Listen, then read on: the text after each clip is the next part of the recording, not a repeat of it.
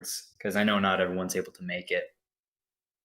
I guess just basically what I'll say while we're getting the recording started is that the rest of this presentation will just be a bit more details. Oh, sweet. So Demoxide has the recording started. Awesome. Thank you. So I guess I'll get going then. I think I explained scanning enough. I apologize if it's not clear, but we will learn more about it later on. Okay, so the next category is web application exploitation. That might be pretty obvious, but I'll break it down. You go to a website like Facebook, it's you have your login portals, all that kind of stuff.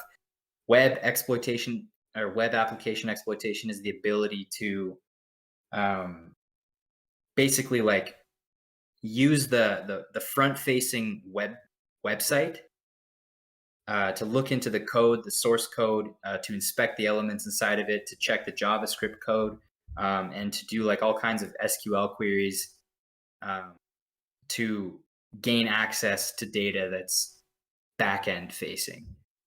So it's like you could potentially break login portals or bypass login portals. You could potentially access admin pages, find data like files and music or images that weren't supposed to be available to the public. Um, that's web application exploitation. Honestly, I would say that that category in and of itself is one of the biggest categories of hacking. It's also one of the most challenging, and it's my goal and a few other people here's goal to get better at web application exploitation. And we'll cover that more later on. I apologize if my description of it wasn't very clear. Okay, and then one of my other favorites is enumeration and exploitation. So that's taking a program that's given, reverse engineering it to get data out of it.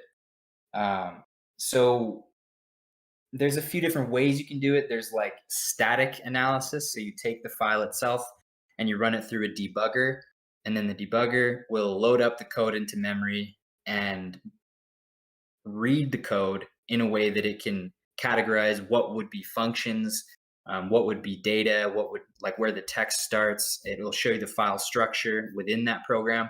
And then from there, you can start looking through to see how the code would have worked, what the code is doing, where important function headers are inside that code for that file or that piece of software that you're reverse engineering. And then from there, you can do all kinds of stuff. If you've ever heard of software cracking, that's where the category of enumeration and exploitation is entirely involved with software cracking. If you've ever heard of, I'm sure we all play video games here. I'm sure we've all encountered hackers and cheaters in the games using wall hacks and stuff. They may not have written their own cheats, but someone out there has written cheats that totally involve dynamic analysis in enumeration and exploitation. So that's where those skills come in, and that's a crazy skill in and of itself. And we will touch on that at some point in this. I was going to say in this course. This isn't a course. During the club, we'll touch on that at some point. Okay, so that's the main categories. I think NCL does a great job of encapsulating the main skills, and there's overlap between the skills. There's a lot that's not included in there that we will touch on at some point. And I'm not going to pretend like we're going to cover everything under the sun when it comes to ethical hacking, but we're going to cover enough that we'll all be able to learn from each other with this. Okay, so there's another thing I wanted to touch on. The difference between hacking in a training setting and hacking in the wild. So when you're hacking in a training setting, you're typically hacking on services like Hack the Box, or Try Hack Me, or VulnHub, or Hack This Site, or RootMe, or Cyber Skyline, like I was talking about earlier. So these are training settings. They're safe areas where you could screw with things and break them, and you're not going to get in trouble.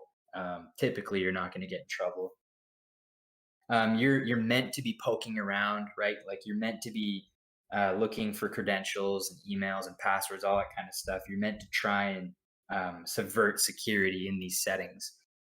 So in that case, usually these challenges and machines are set up in a way that there's an intentional path to solve it.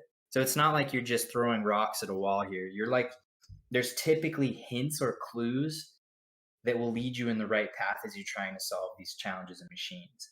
Um, like Cyber Skyline, they always put up challenges that there's a determined way to solve it.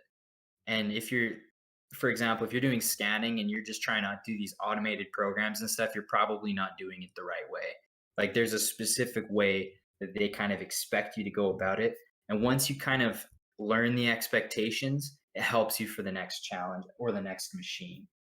So typically, what you're looking for when you're looking for hints and clues is, let's say, version numbers of software, or you're looking for like function headers, or you're looking for flags. So capture the flag events is where you find flags, and most challenges and machines in any of these training settings involve looking for flags. So I have an example of what a flag looks like right there. And if you did the entry challenge when you joined the server, you've had some experience with the flags. So typically it's like that with a word. In my case, I put an equal sign and a curly brace and some leet text there. So they're usually found in planted where you would have found valuable data in the wild. So flags, they're not just put in random places. They're usually put in a place that would represent an important spot or an important location in a file or on a server in the wild. That will make more sense as we go to the next slide. So when you're hacking in the wild, what I mean by that is, let's say you're out of university and you're working for, I don't know, government of Canada over at the, I think it's called the Communication Security Establishment. Let's say you're working for them and your assignment is to investigate this server and they give you an IP address. You're not going to see flags. You're not going to see. There'll still be hints and clues like version numbers of software, service identifiers, directory paths, names, and emails, and users and passwords and stuff. And those are the things that you were trained in those challenges and machines before to look for. Where flags would have been before, that's where you're going to find the valuable information in the wild. So that's where these training settings translate to practical, real world settings. Another big difference between training and the wild is that in the real world, you can actually break these systems. When you're doing scanning, you can use automated tools to kind of figure out what's on these machines. If you're in the wild and you're using automated tools recklessly, you can break the system. You could crash it, right? That's how DDoSing happens, or just DOSing in general. Is you can overload a web server or some kind of a file server or something like that, and it'll crash. And let's say you're doing a pen test for a company and you crash their servers, they're not going to be happy about that. So the idea of learning in a training setting is getting to the point where you don't beat around like loudly and aggressively and recklessly, but you get to a point where you recognize what you need to look for. And once you're in the real world setting, you'll know like, okay, I can use these tools. I can do some manual searching here, that kind of stuff. Another thing that's important to note is that ethical hackers, when you're um, when you're doing like pen testing as an ethical hacker, like you're working for CrowdStrike or something like that, and you're doing a pen test on a corporate system, you're not really going to do data exfiltration. What that means is you're not taking any data out of their server. You're just finding vulnerabilities, proving that they can be exploited by exploiting them, and then writing up a report to show where their vulnerabilities are and how to fix them. So typically, unless you're working for like the red team in a government setting, you're not doing data exfiltration. But so when I said government organizations with red teams, I mean like the NSA or the Canadian Security Establishment. They have red teams. They have teams that are designed to actually go in and infiltrate systems and extract data. But that's a whole nother conversation. Okay, so part of that, there was probably some I would say some terms that did not make very much sense, and that's why I included this slide here. So it's called the cyber attack life cycle, and these are the different phases of a cyber attack. And in the case of ethical hacking, oh, whoops. In the case of ethical hacking, these are the different stages of a hack, I guess you would say. So this is if you're hacking like a system out there. You're going to do your initial recon, which includes finding open source information, using scanning and enumeration techniques to discover what machines are on their system, and you're looking for vulnerabilities. This phase right here, the initial recon, can take like months. It's not something you do in just a couple hours. In a training setting, like we were talking about before, and what we're going to experience a lot, you're going to be using tools that do this stage, the initial recon, that only takes like an hour tops, less even for the most part, because we don't want to waste our time, right? But in the real setting, the initial recon takes months, sometimes even longer to find the right stuff. And then you make your initial compromise. That's exploiting those vulnerabilities to get into the system. Then you establish a foothold, which means you plant software that allows you a backdoor, or you compromise credentials so that you can, I don't know, use someone's, like let's say a company didn't do, I think it's called offboarding. If a company didn't do offboarding properly, then there might be an account left over. You discovered that account in the initial recon, you use it on the compromise, and you use it for your foothold to stay in the system. Then you escalate your privileges. So you use that, however you got in, to find a way to become root or admin. And once you do that, you do some more recon within the system. You discover what other machines there are within the network, what other devices there are capable, what services are there. You continue to move, you gain access to those machines, and you maintain presence on those machines as well. And this will just continue to go until eventually you've completed your mission, whatever that mission is. And in our case, as an ethical hacker, I want to emphasize that we do all of this only with explicit permission. And I guess I should say, only if you know what you're doing. It's really important to not take on any contract if you don't know what you're doing. Okay, so moving on. Again, with those 10 categories, I feel like it's important that we cover them all as we go throughout the club. So this week, I figured we might as well start from the beginning and talk about open source information. So again, it's basically your ability to Google, but it's also a lot more than that. So it's knowing how to Google um, with precision. And that can be a difficult thing. Like, I don't know about you, but I've Googled a lot, and sometimes my Googling's not very precise. There's a lot of tools and resources available to make your Googling precise. And there's also some crazy tools available or techniques available that make Googling like weirdly powerful. So there's a thing called Google Dork.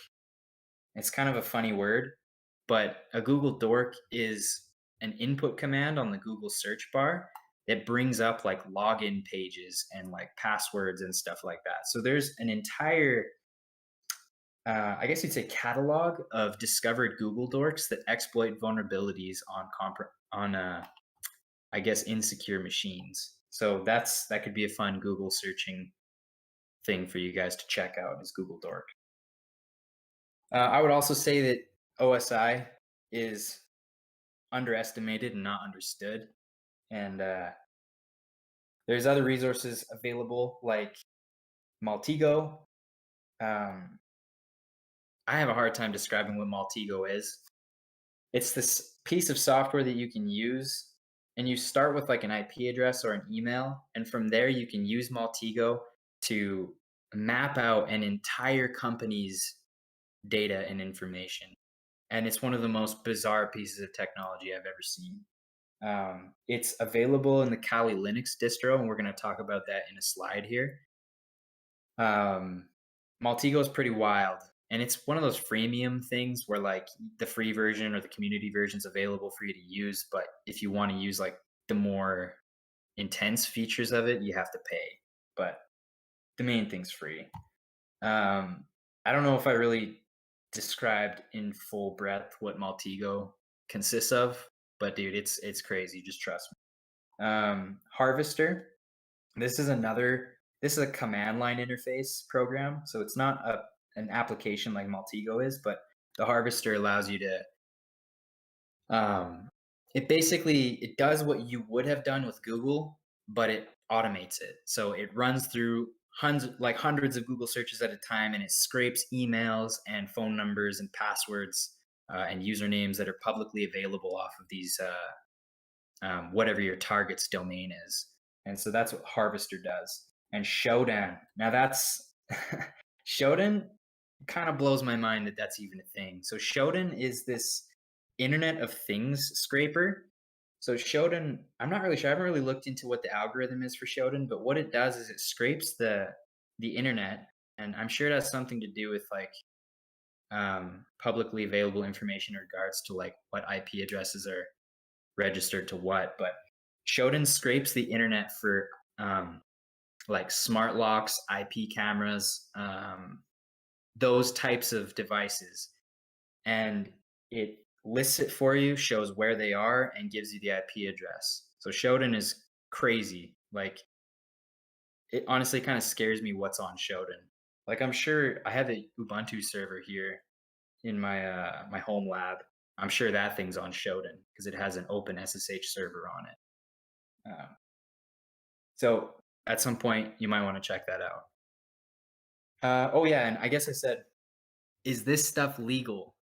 Technically, yes, because it's all publicly available information. Like all of this stuff that you can get with all these resources I just showed you, it's not like illegal to use it or to find it. It's illegal to do something with it afterwards, with the data that you find. That's where it gets illegal because if you don't have permission, you're committing a crime, essentially. Okay. So here's some operating systems that I wanted to bring up because I figured as well since the club is starting here that most of you probably don't have like a way to do this hacking stuff. The way that a lot of us do it is we download a virtual machine through VirtualBox or VMware, and you can download operating system images to run on those virtual machines. So I personally really like Kali Linux. It's got everything you need in it. It comes equipped with all kinds of tools.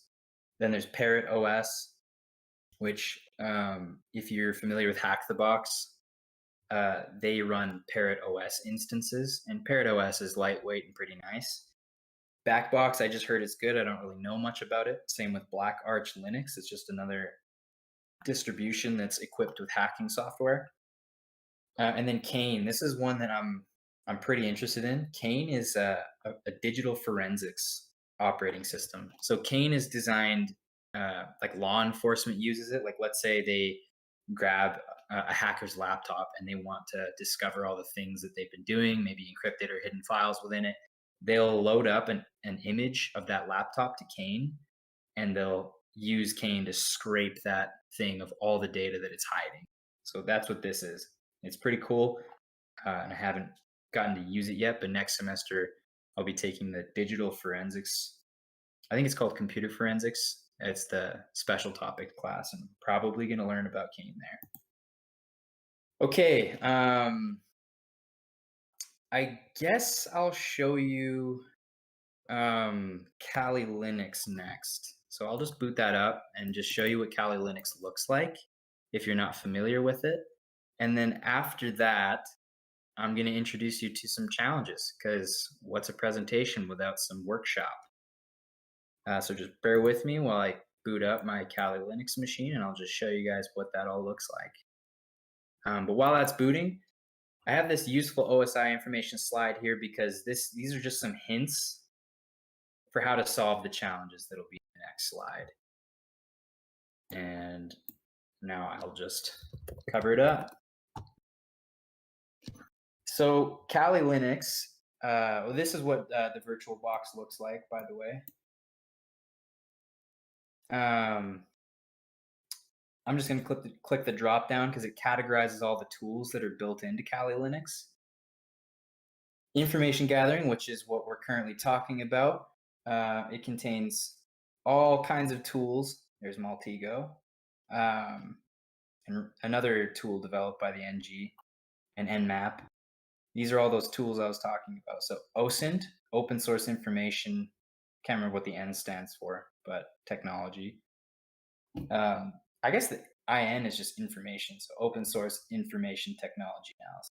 So these are programs developed specifically to harvest open source or publicly available data. Maltego, Spiderfoot, I haven't really touched this, but Maltego and Harvester are extremely powerful. Then you got your network and port scanners like Nmap, DNS analysis. I usually use Dig for that one, but yeah, so that's in there, and then you got all kinds of categories here. I'm sure you guys will really enjoy downloading Kali Linux and just kind of looking through here to see what's available because there's some really cool programs in here. You got password cracking programs that break hashes. You've got wireless attack programs, all kinds of them, not just Aircrack NG, but you have like a Bluetooth program. You've got some Wi-Fi ones. You also have your reverse engineering programs, exploitation tools. So I mean, if you find a vulnerability, you need to exploit it, right? And there's frameworks designed for exploitation and sniffing, and we'll talk about that later. But anyways, I think that's sufficient for that. So if you have any more questions, we'll talk about it later. You can send myself or Artemis a DM to ask about more questions. So let's get the workshop started. I'm not exactly sure how we're going to do this. I'm new to this as well.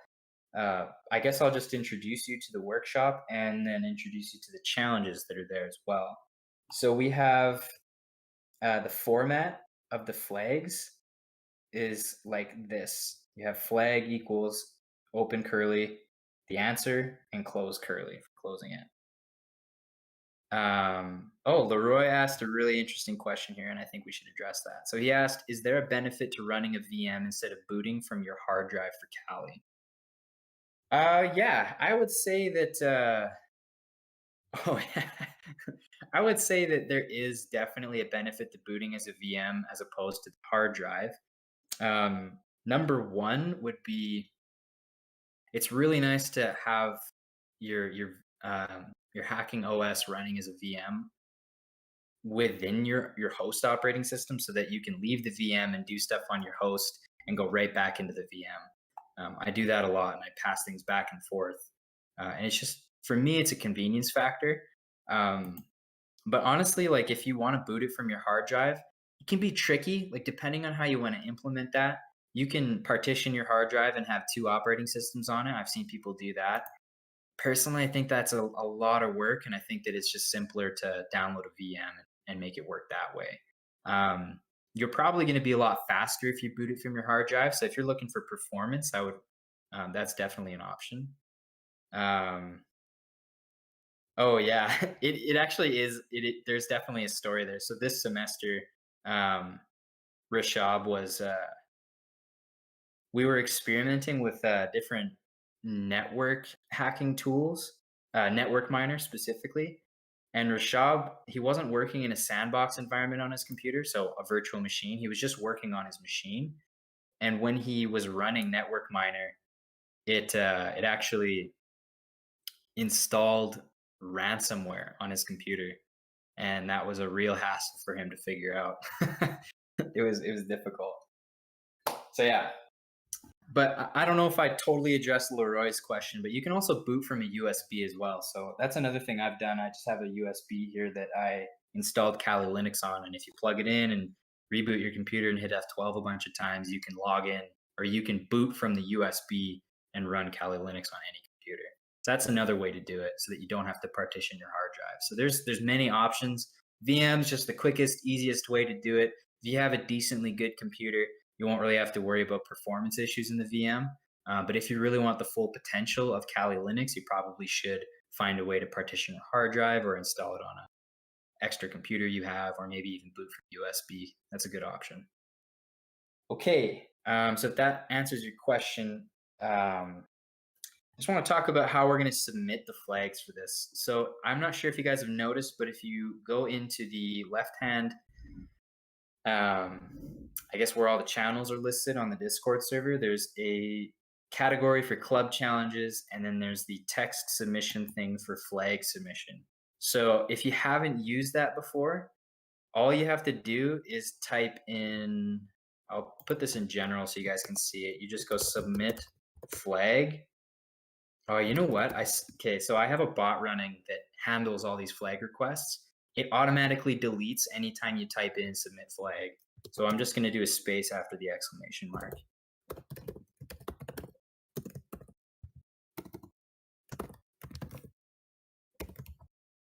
So that should oh, it still deleted it. So my bot's doing its job.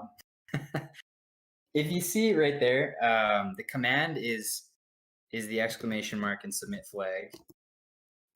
Man, that's interesting. Maybe I can do it like this. Yeah, so just do it like that without the dash, and make sure to add in the flag, the equals, the open parentheses, whatever the answer is, the close parentheses, and then the bot will receive it. And if it recognizes it as a flag within the database, it's going to send you a direct message. And if it doesn't recognize it, it'll still delete your message, but it's not going to send you anything. So you'll know that you've received or that you've successfully submitted your flag if you get a message from the bot. Okay. So yeah, if we look over to the right, make sure that if one of the questions on the right here involves an answer that's like got spaces in it, do lower snake case. So that means that you take everything that's inside of it and you convert it to lowercase, and all the spaces are underscores, like this. Alan Turing. Okay. Are there any questions about how to go about the challenges here?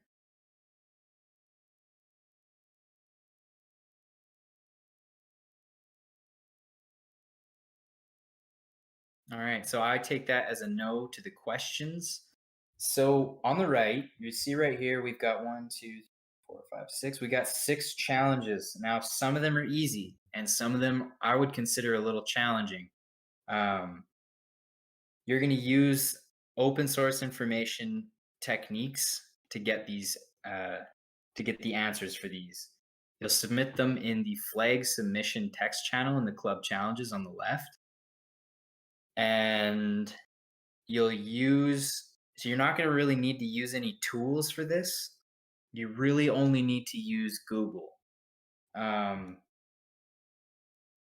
Yeah.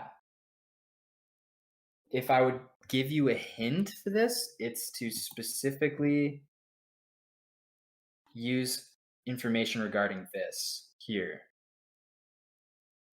Now, the reason why I'm being so vague about this is because the big trick to learning how to hack is learning how to read about things. And I don't know, I hope that didn't sound like condescending or anything.